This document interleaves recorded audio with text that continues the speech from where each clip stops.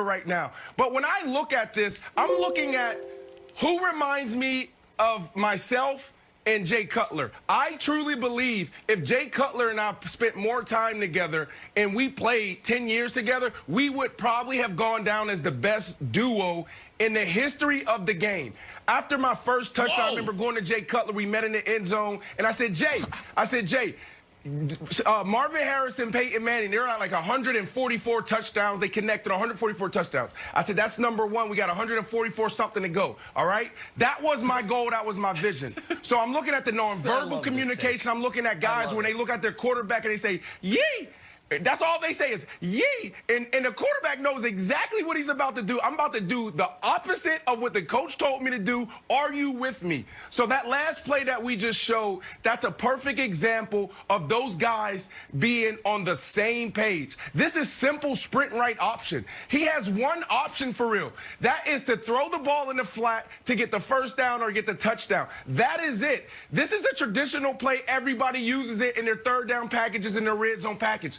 He actually went sprint right. He pivoted, and then he came to the left. I said, oh, my goodness, Brian Daboll, he is getting creative. How do you innovate on sprint right option? And then after the game, Josh Allen said, no, that wasn't the play. I just had to go make something up. And then what do you see? You see Stephon Diggs actually run a route that looks like they drew this up on the sideline, or they practiced this all week. This duo is scary. And, Nick, here's why they're scary. It's their first year. Those other guys been playing together for a couple years. How are they doing this? Leading the league in receiving yards in year one. I got to go with them, but I could easily be wrong, Nick.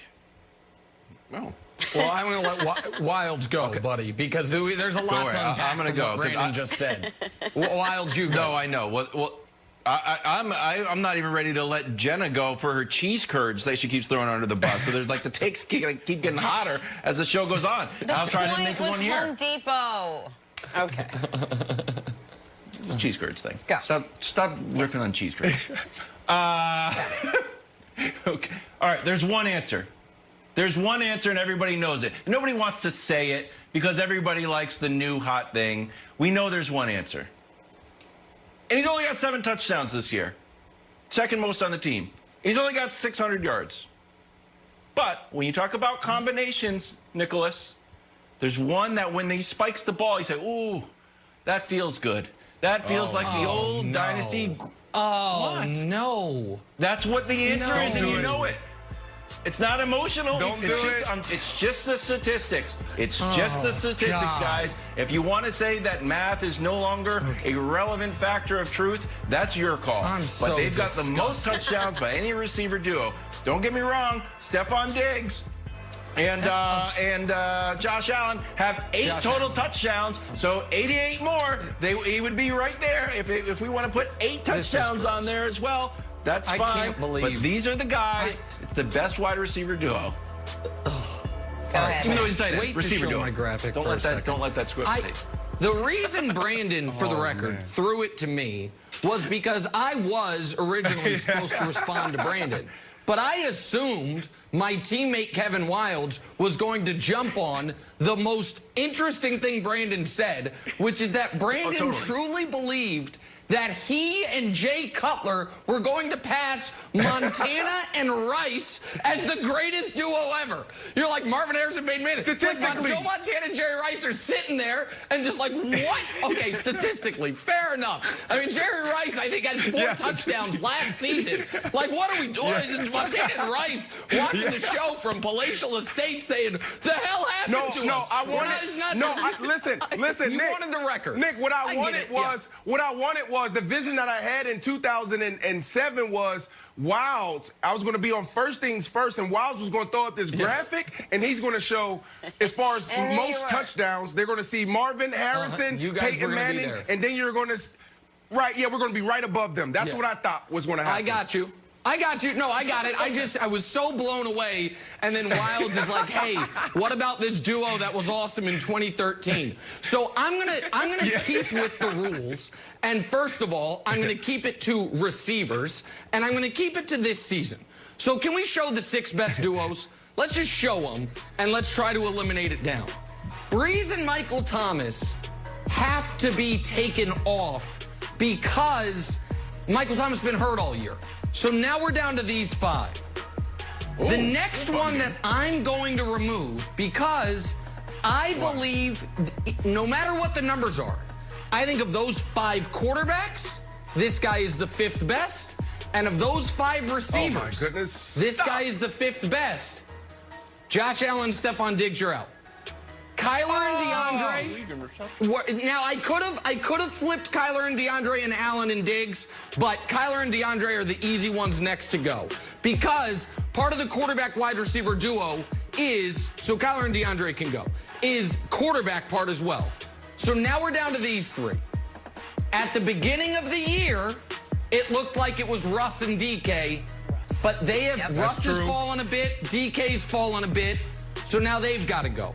So now we have your 2 best quarterbacks and maybe your 2 most dangerous receivers. I'm going to remove Mahomes and Hill. I think Rodgers and Adams are the best 2. And here's why. And here's why. That was not easy for you. Bravo. It's not, but here's why. Every single game the Packers play, the defense says we have to stop Davante Adams first. Some games the Chiefs play, the defense says we have to stop Tyreek. Some they say we got to stop Kelsey. So Tyreek has the benefit that he's not always the guy opposing defenses are trying to stop.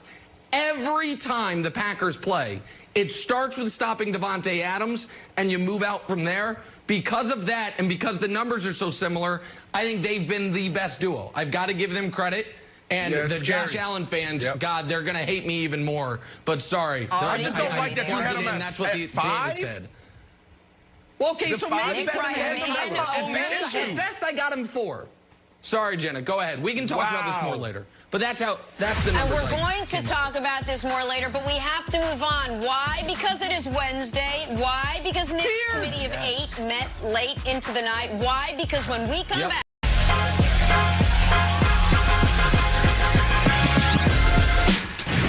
First Things First is sponsored by Ram Trucks, built to serve. Go.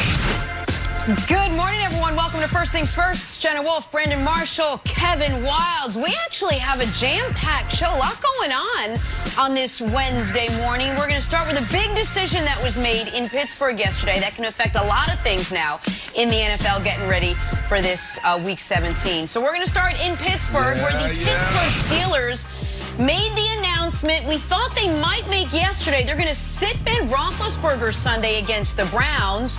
They've already won the division. They can finish no worse than 3rd now in the AFC, and Big Ben's big arm could probably use some big rest. So the Steelers will turn to Mason Rudolph in what will be a rematch of that ugly brawl with Myles Garrett last year. But, Brandon, let's focus on Mike Tomlin's decision here to rest Big Ben ahead of the playoffs. You like this move? I love this for a veteran player, for an aging player. Absolutely.